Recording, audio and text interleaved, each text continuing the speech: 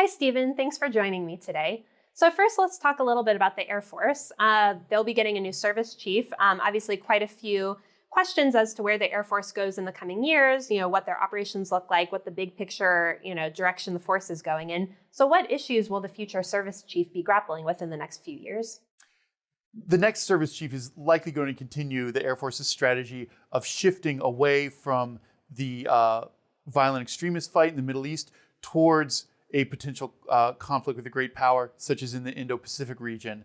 And part of that has to do with modernizing the service's aircraft, adjusting its structure so it can more agilely respond to a diversified fight in the Pacific region, and spreading out its bases, or getting ready to spread out its bases under a concept called agile combat employment, so air bases are less susceptible to one big attack from a major power.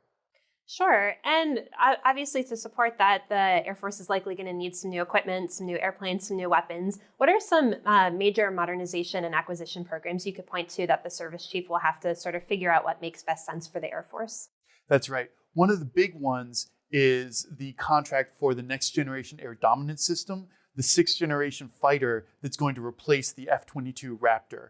Now, this is going to be the Air Force's first new fighter since it brought on the F-35, but it's not going to be a traditional fighter. They're talking about it as a family of systems. So there will be a crewed component that is roughly similar to a fighter, but there will also be autonomous drone wingmen, which the Air Force refers to as collaborative combat aircraft. And that's also going to be a very interesting modernization.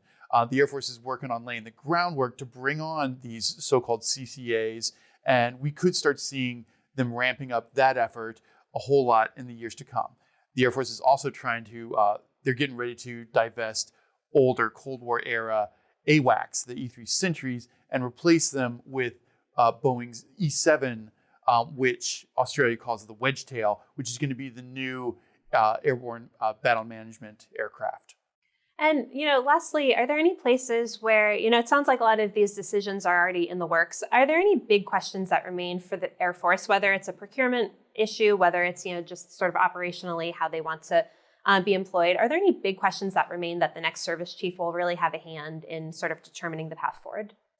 I think the next service chief is going to have to decide how to prepare for such a potential conflict if a fight with China comes in later this decade, as some observers fear.